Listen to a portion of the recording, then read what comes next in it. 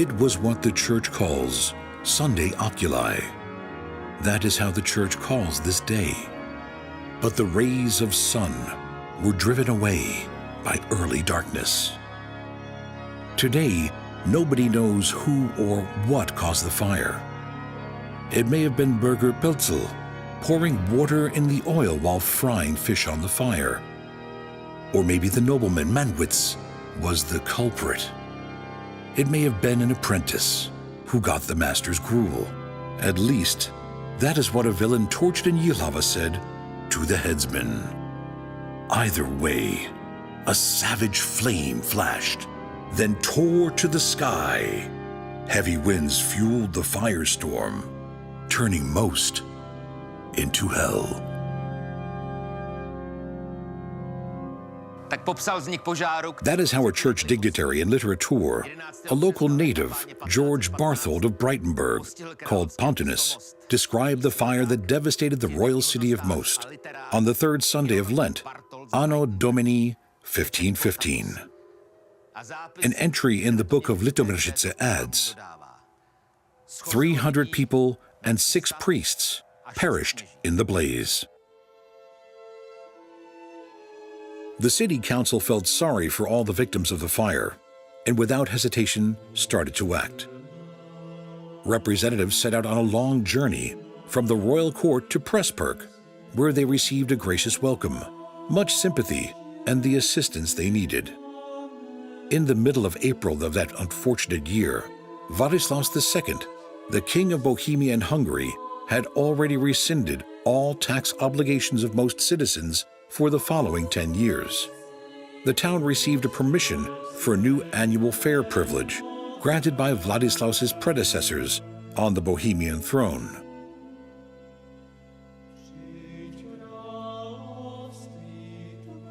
The ruler then called upon other royal cities to participate in the reconstruction of fire-damaged Most.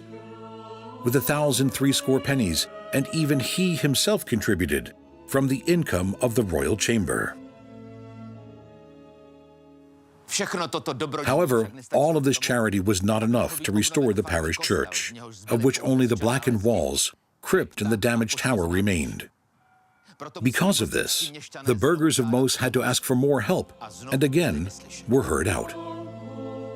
Cardinal and papal legate Thomas, the beadsman of English King Henry VIII, permitted a public fundraising, and Pope Leo X wrote from Florence to Most that in Bohemia, Moravia, Silesia, and Lusatia, they can collect pious contributions for the building of a new church. And in 1517, he proclaimed to give salvation to everybody who would contribute to the construction with money, material, or work.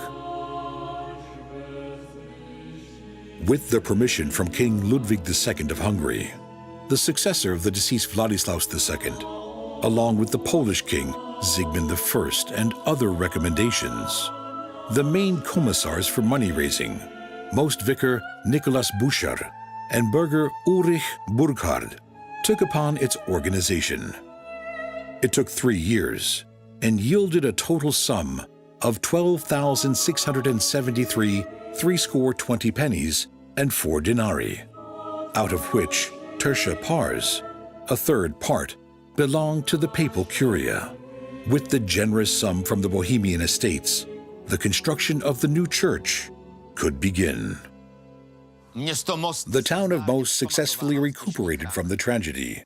The burghers wanted their new church to be more spacious and more spectacular than the original early Gothic structure. 2 men, builder Jakob Heilmann from Schweinfurt and an experienced master mason, Jörg from Maulbronn, were supposed to make this happen, setting off from Saxon-Annenberg to Most in the winter of Anno Domini 1517. The project that Jakob Heilmann, the student of Benedict Reed and the creator of the Church of St. Mary in Annaberg, presented to the citizens of Most, was generous indeed.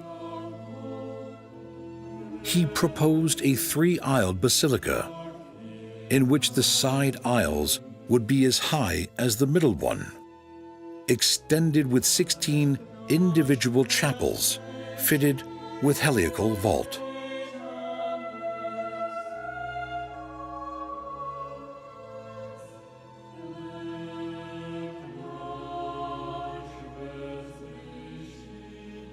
Among the outspread counterforts, interlocked with tracery vault, he proposed a parallel tribune ornamented with stone figure reliefs.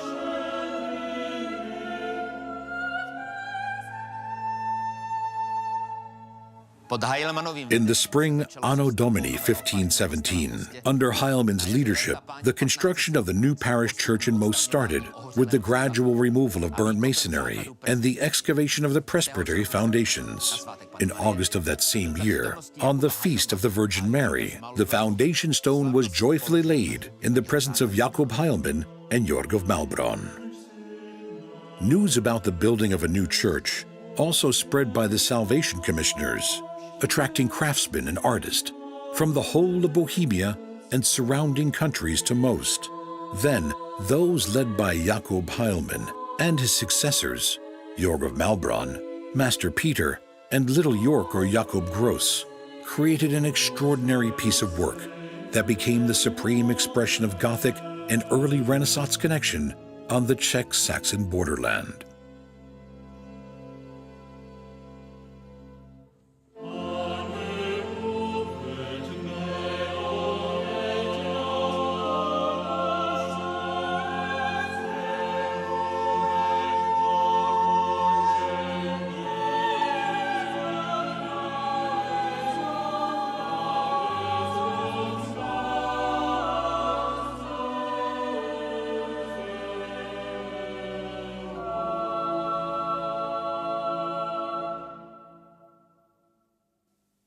Although the first dedication of the new church took place in June, Anno Domini 1522, when the church was still a carcass, other work became disproportionately protracted, mainly due to the limited coffers of the municipal treasury.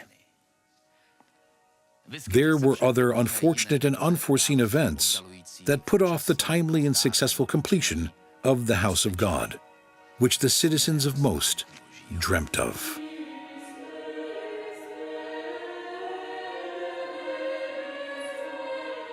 In Anno Domini 1576, for reasons unknown, the heraldic imperial eagle fell off the presbytery vault, causing significant damage.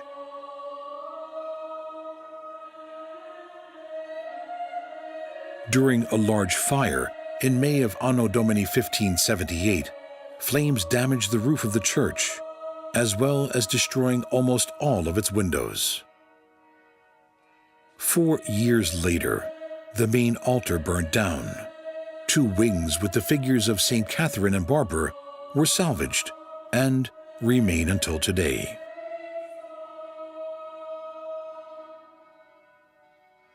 Not long after that, the eastern part of the church was hit by lightning, damaging the small organ over the vestry, destroying the tombstone of Bernard Stecker of Sabinitz in the chapel of his family.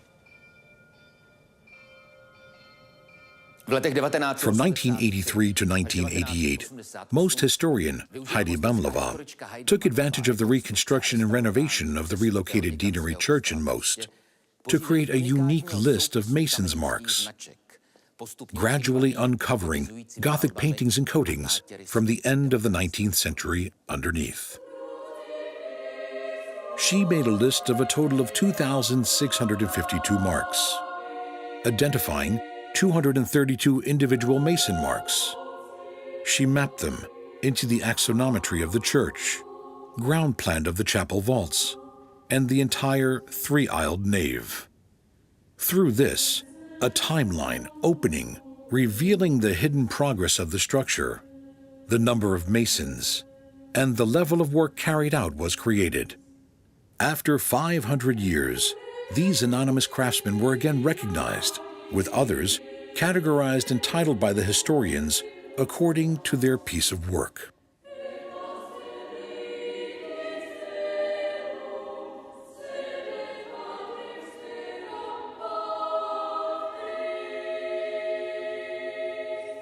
The Master of the Pulpit, placed his piece of art from the year 1530 in a very unusual way in the middle of the church space by its buttress.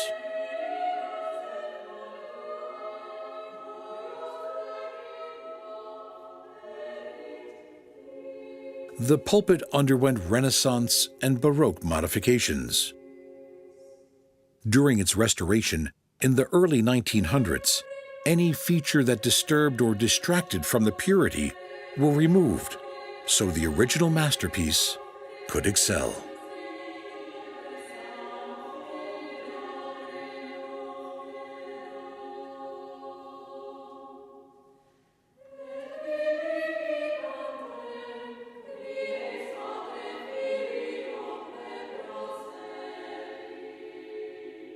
The master of the ambry probably finished the tower-like box for the monstrance and chalice in 1560, and is one of those masters who created stone reliefs on the tribune. In its architecture, his ambry still carries Gothic features, but the piece's abundant wall decoration belongs to the Renaissance period.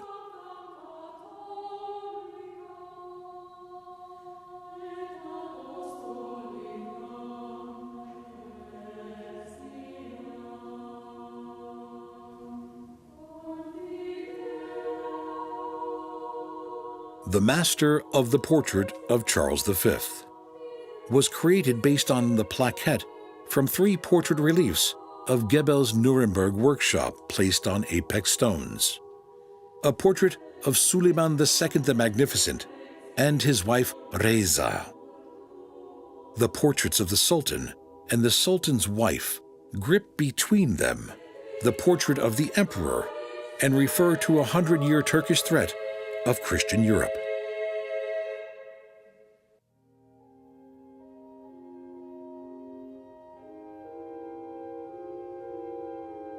There was not only one master of the most tribune.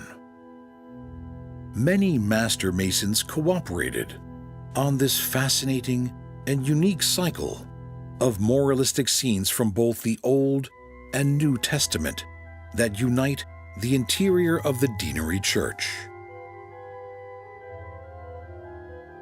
42 pictures, divided into 23 squares, carved out in marl and polychromic, are rare and in many respects mysterious. But their meaning is obvious. Clearly and impressively, they tell essential stories from the Bible, in which morality is faced with immorality, and the unjust, the sinners, against the just, against the divine.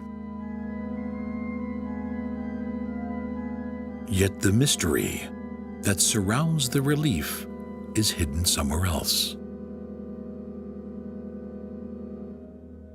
Little is known about who, in 1555 to 1570, and based mainly on the artwork of Albrecht Dürer and Lucas Cranach Sr., created them upon request of the town. Was it the master of the tribune? The master of the ambry? The creator of the reliefs on the western side, Veit Bildner or Ludwig Volmot? The uncle of the well-known builder Bonifaz Volmot, or somebody else altogether? And another mystery. Who was it that imprinted the reliefs on the tribunes, the concept, and is the creator of the spiritual content? Was it the builder, Jakob Gross, or the most native diplomat and mining expert, Johann Duschwam of Radecin? These questions may never be answered.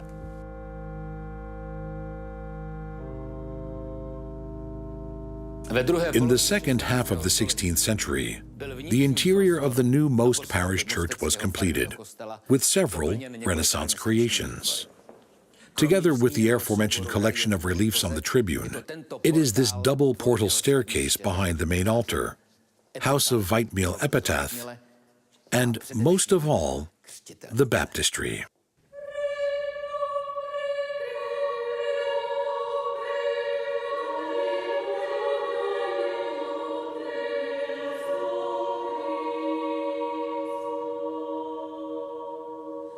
The beautiful baptistry, whose rich relief and figural ornamentation is an Old Testament message about water both punishing and pardoning. It was created between 1560 to 1565 by Hans Walther Jr.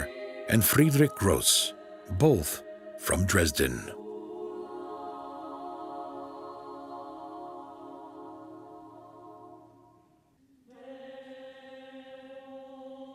The figural epitaph of the House of Weitmiel, Pledgers of the Most Castle, is the work of Samuel and Uriah Lorenz. It was created in their famous workshop in Freiburg, Anno Domini 1584. It portrays Mary Magdalene of Weitmiel and Ursula of Resowitz, born of Weitmiel.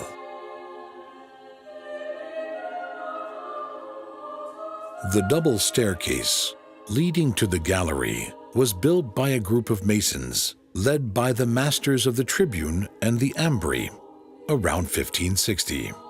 Prominent Renaissance features can be found on the lampposts, Corinthian column heads, and the volutes decorated Lombard plate.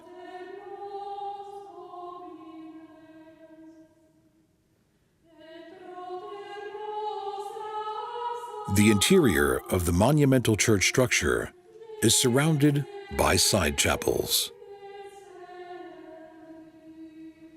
They were built by masons, led by Jorg of Malbronn, and belonged to guilds, corporations, and particularly to the significant personalities of that time.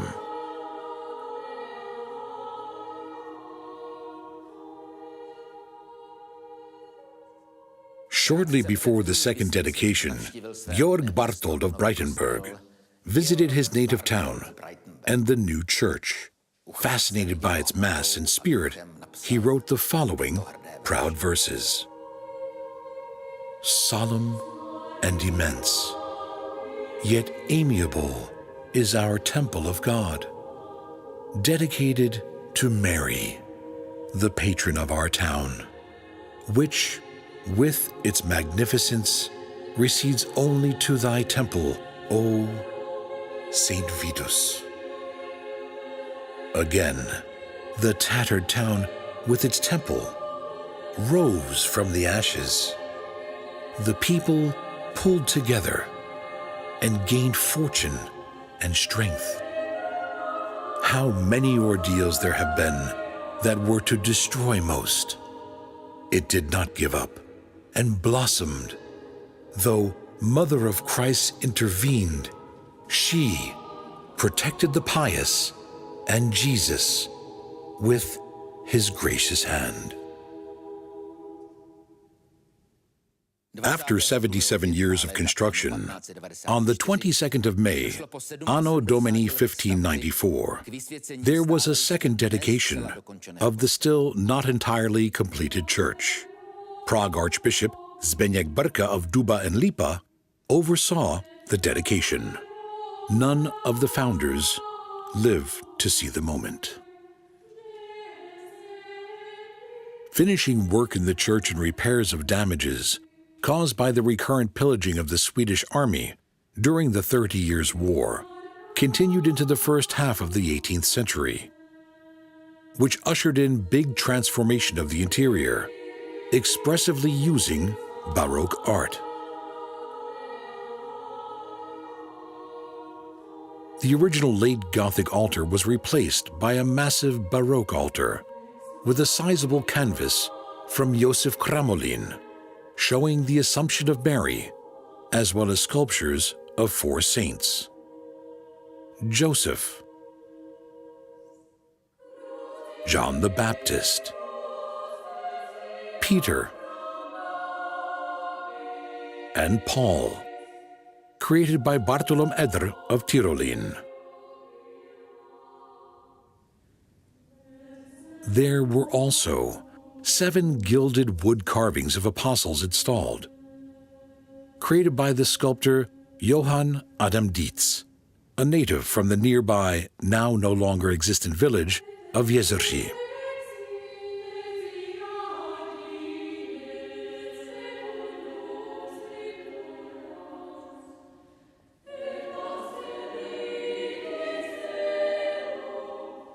The aforementioned adjustment of the altar and installation of a big organ with figural decoration from the workshop of Wetzel Stark from Loket was also a part of the large Baroque change.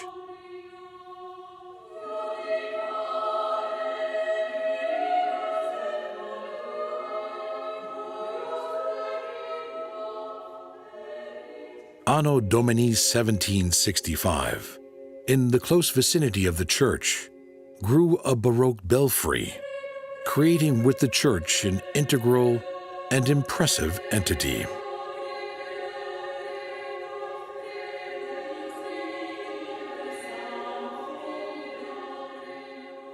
Over the following 2 centuries, the most deanery church underwent many more or less beneficial changes, of which the general repair, started in 1880, was probably the most significant.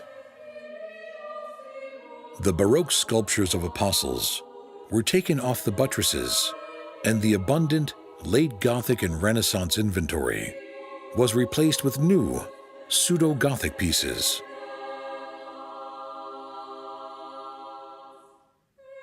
A clock was installed in the church tower that came from the demolished Renaissance town hall. But the fatal blow for the church and the entire historical town of Most came in the second half of the 20th century.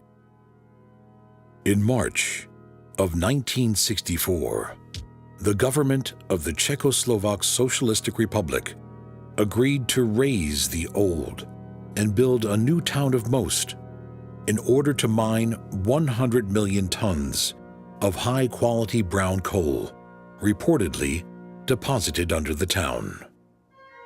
On the 1st of January 1971, the removal of overburden on the northwestern slope of the Zamiecki Vrch solemnly got underway. And 11 years later, in 1982, the historical town of Most ceased to exist. Václav Menzel, the head of the historical survey of the Most Center, claimed by wiping the old town of Most from the map of Bohemia arose an inconceivable detriment on a nationwide scale that can never be economically nor by any other creation compensated for, because it concerned non-recurring values closed irreversibly by history. It is a cruel irony that the 100 million tons of desirable brown coal from Most has never been mined.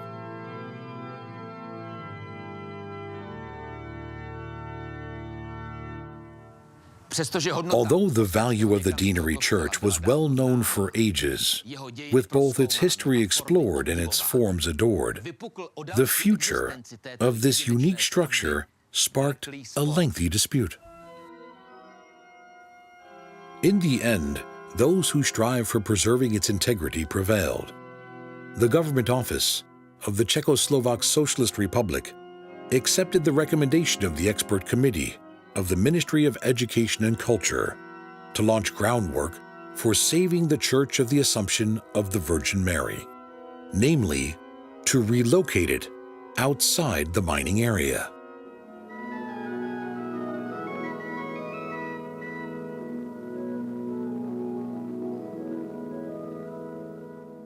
The citizens of Most said goodbye to the deanery church with organ music.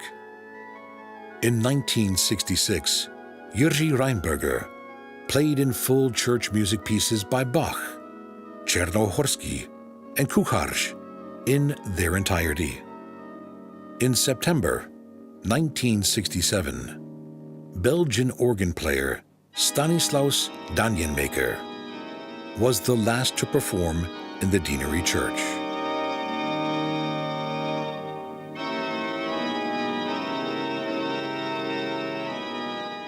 Closed to the public, the music stopped and the organ remained silent for the next 22 long years. In 1971, the government adopted a resolution about saving the Most Church that is, as it is stated, unique with its architecture that is a masterpiece summarizing the whole era of the late Gothic architecture.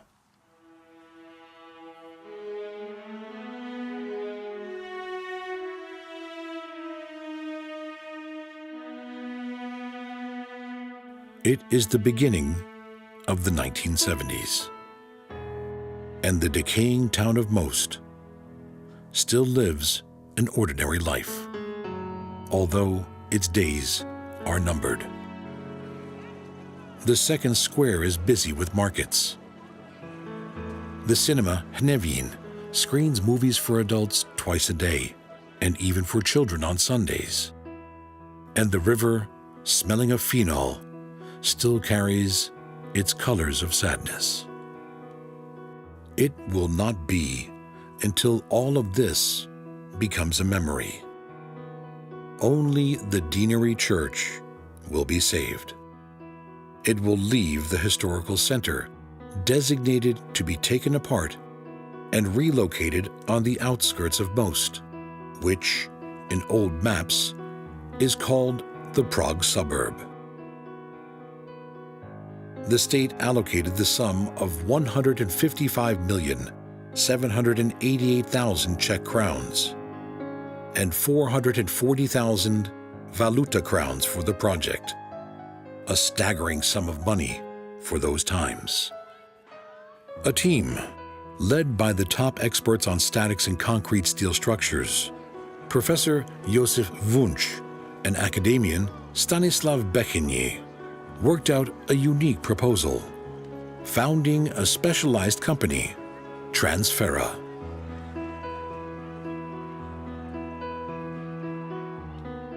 In Most, people of many different professions and backgrounds came together under one roof to participate together in saving this precious creation. There were masons from Hořice, archaeologists, builders from Pardubice, engineers from Pilzen, technicians from Vitkovice, Praginova, and Transfera, as well as many others. The church was stripped down, detached from its tower, reinforced, separated from its foundations, and loaded onto transport trolleys.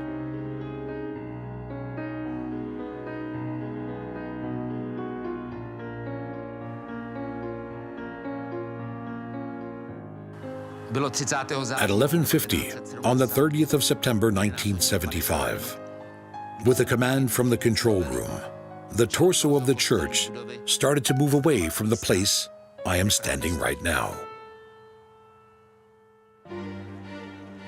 At the speed of 1 to 3 centimeters at a time, 12,160 tons of stone, iron, and concrete, partly pushed and partly slowed down by hydraulic cylinders, were crawled on a 4-lane track through the semi-destroyed town.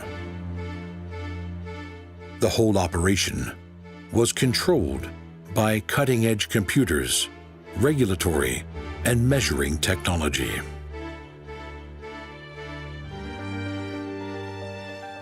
When the structure moved over, the vacant track was taken into parts, and without halting its ride, it was again put together on the embankment in the front. Only the Baroque belfry remained where the church had stood in its glory since the 16th century. It was later brought down by demolition.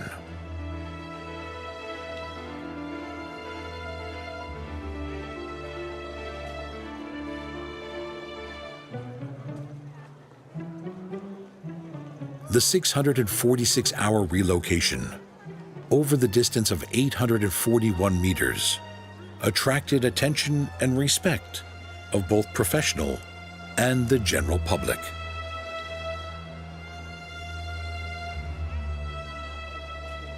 In the autumn of that year, 1975, Most was busy with visits from both home and abroad.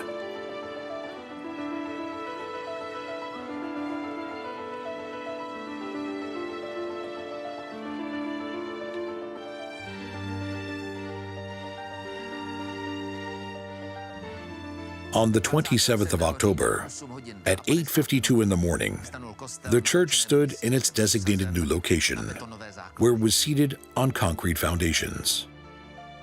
In the neighborhood of Hoppers, two industrial companies, a medieval hospital with the Church of the Holy Ghost, and a mining area of a former open-cast mine, and the torso of the relocated church stood there, abandoned, without any connection to the new city for another 8 years.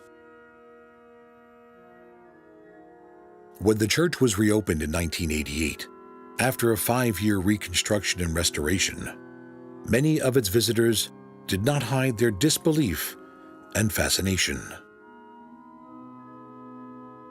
The Church of the Assumption of the Virgin Mary in Most had gone through another change. It was determined by the Czech Ministry of Culture that it would not be an ecclesiastical space, but an exhibition space. The artistically priceless decor of its interior was subjected to a strict ideological review. The Baroque altar was discarded, along with the statues of the apostles, decorations of the chapels, the original pews and bells. The arms of the cross on the tower were cut off. But the peak of helplessness and controversy over the house of God became the so-called final exhibition in the first basement of the church. On display there were giant photographs displaying social topics, several archaeological finds, and links to the history of Most. The space was full of exhibits reminding people of the deep tradition of the labor and revolutionary movement in the region of Most. In 1989, the Preparatory Committee of the Czech Monuments Protection Association made a request to reinstall the interior of the Deanery Church in Most, whose current image was inconsistent with the basic principles of the new state monument conservation. The newly redecorated interior of the church was opened in 1993. The basement exhibition, now redundant, was canceled, and the space was handed over to the Most Gallery of Fine Arts. Baroque works of art from the history of Most were installed in the premises of the Deanery Church, as well as in the neighboring Church of the Holy Spirit.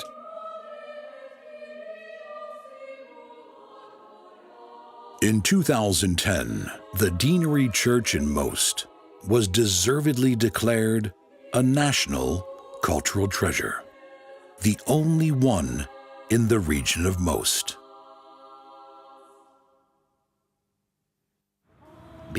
Although divided from the town by a 4-lane road, a train line, a tram line, and the river Bílina, the Church of the Assumption of the Virgin Mary remains a constant reminder of both the rich history and tragic fate of the town of Most, the genius of the builders and the craftsmen, and the courage of those who saved this timeless work from imminent destruction.